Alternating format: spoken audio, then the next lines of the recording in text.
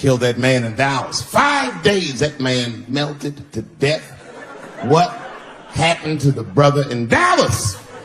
Where was the secret serum is what we all said. I remember in the beginning of Ebola, there were 2 American doctors that got sick in Africa. They flew them in a private jet straight to Atlanta to the CDC. I didn't even know CDC saw patients. There it was said they administered what the New York Times called a secret serum. I don't know what's in it. It's just like Colonel Sanders' recipe. But both of these motherfuckers survived. These doctors, thank God, are healthy. They are out there somewhere tonight at Whole Foods, touching vegetables, walking around. Everything's okay. Hey, Frank, how are you? Oh, you didn't hear? I had Ebola last week, but I'm doing all right now. I was bleeding out of my eyes and anus, so I got concerned, but I'm okay. What happened to the brother in Dallas? They just rubbed some Vicks on that nigga's chest. Good luck, little buddy.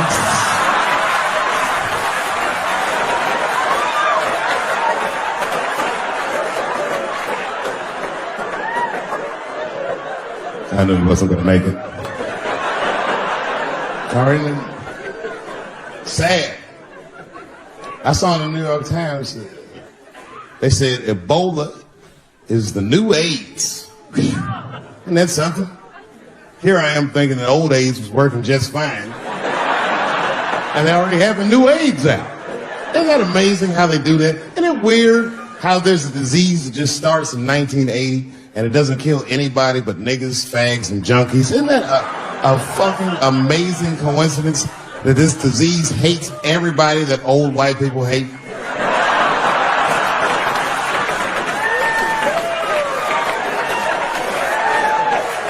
I think either God is white or the government hid that shit in disco balls.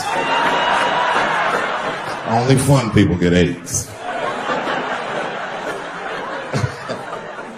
Last month on the front of the New York Times, the measles was the headline. I had to check the date of the paper. I was like, measles, what is this, 1850? What the fuck is this? Why is measles in the news? Turns out they were trying to decide if mandatory vaccinations for children is the way we all want to go. Any thoughts? You say yes. I'm sorry, ladies and gentlemen. I don't know.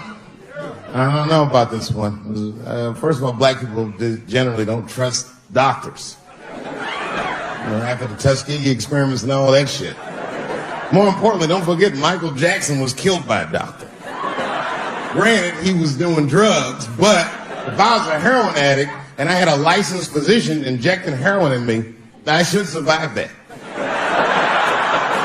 I was looking like, oh, I'm good, right? I'm good. It's not too much, is it? Dr. Butterfingers killed Michael Jackson. After that, I was like, fuck going to the doctor. What the fuck am I getting my kids vaccinated for an old-ass disease like measles? This is ridiculous. You might as well give them a diarrhea shot if you're so worried. Diarrhea has a bigger body count than the measles do. You know, diarrhea is funny today, but 100 years ago, if your ass had diarrhea, you were a goner. There was like a 0 chance of survival. You get that first squirt, uh-oh. Gotta start getting my affairs in order. But I don't have much time. It's diarrhea. It's very serious. You just watch your buddy slowly die in a pool of his own shit. I give up diarrhea. Too strong.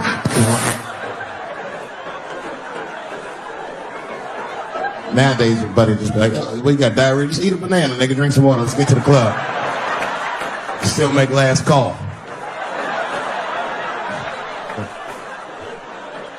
Tough time for the blacks.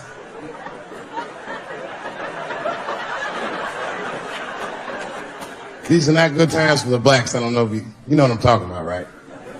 Police are killing us again. It's a very unfortunate set of circumstances because we were doing very well. You know, America has a racial hot seat. I think we can all agree that that's the truth. And we can also agree that that hot seat is traditionally occupied by African Americans in general, African American men in particular. Although I can see that in recent years, that seat has been occupied by Mexicans, and I dare say Arabs.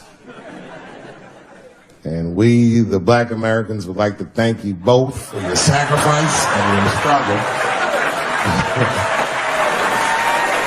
We needed a break. We needed a goddamn break. We all go through something, but at least I can leave my backpack someplace. If you Arab and forget your backpack, you got about 20 minutes before they send that robot to blow your shit up. You can kiss all that engineering homework goodbye, Fuhad. Now ISIS is #1 on the terrorist charts. And ISIS is fucking scary.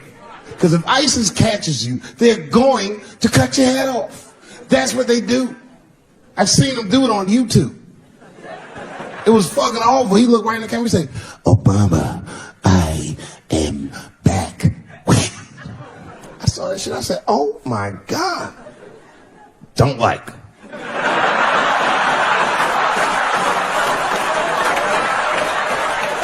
How's this guy cutting people's heads off on YouTube?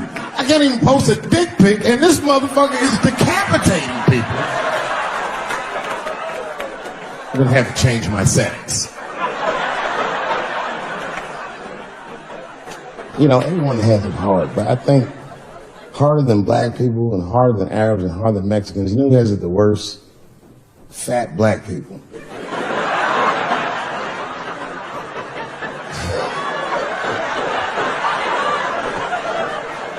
It's hard for white people to understand, but that's what I'm saying is very true.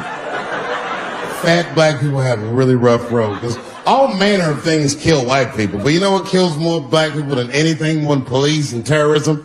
Salt, nigga. Regular ass table salt. Here, white people are getting Ebola cures and shit, and meanwhile, I'm dying from fucking the flavoring.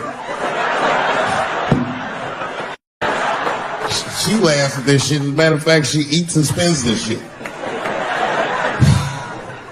You know what I told him? I told him, I said, you know what you should do, man? First of all, you shouldn't do it. I'm talking about being legally married. It's not that you're gay as much as just legal marriage is a fucking diabolical leverage game in the United States. I'm just being honest. Devoid of religious significance or the idea of love, marriage is nothing but an awful contract that you shouldn't sign. I'm just being real. Because you start out loving each other, and then like 2 years later, you're just building a case against one another for a hypothetical court date that may or may not ever happen. You throw being gay on top of that, that shit is explosive. Like it's that Ray Rice shit. Okay, right after Ray Rice went through all that shit, I was at a party and I met this kid, Michael Sams. You know Michael Sams? Very nice guy. He's the first openly gay NFL player.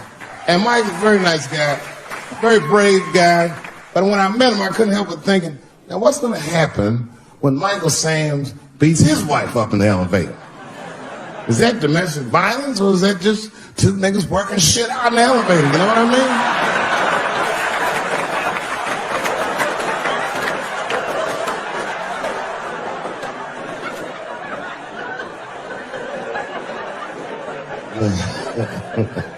Anyway, I give all married men the same advice, gay or straight. Get a dog. This dog will love you all the time, but she's not going to. It's real talk. I didn't even know about dogs, and my kids got the dog. They brought him home from the shelter, and I didn't even want him. They're like, "Can we keep him?" I said, "Nope." I said, "Where did you even get this dog?" They're like, "We got him from the shelter." I was like, "Ugh.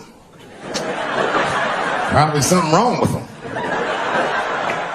We can't keep him." And then my kids started crying and screaming like the dog had gambling debts. "Please, Dad, if you don't let us keep him, they're gonna kill him." I was like, oh. All right, you can keep him. And his dog was a menace. I hated his guts. Then one night I had smoked a bunch of weed, and I was eating a sandwich. And Baba came over. Baba's the dog. He came over and was staring at me. This would make you very uncomfortable if you're just looking at you.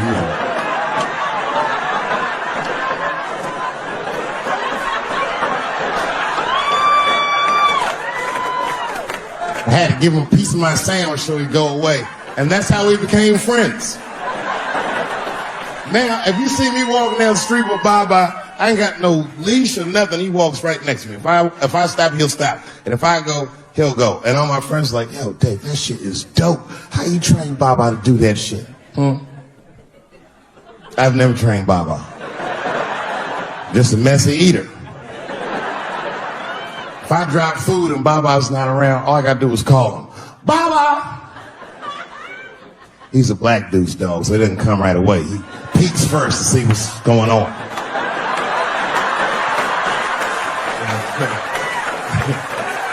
I gotta tap my foot so he can see the food. Over here, little buddy. And he's like, thanks, Dave. He'll come get it and run off. But he knows all my habits. Like if he smells weed in the house, he'll be like, nah, this motherfucker's about to eat. And he'll just come running.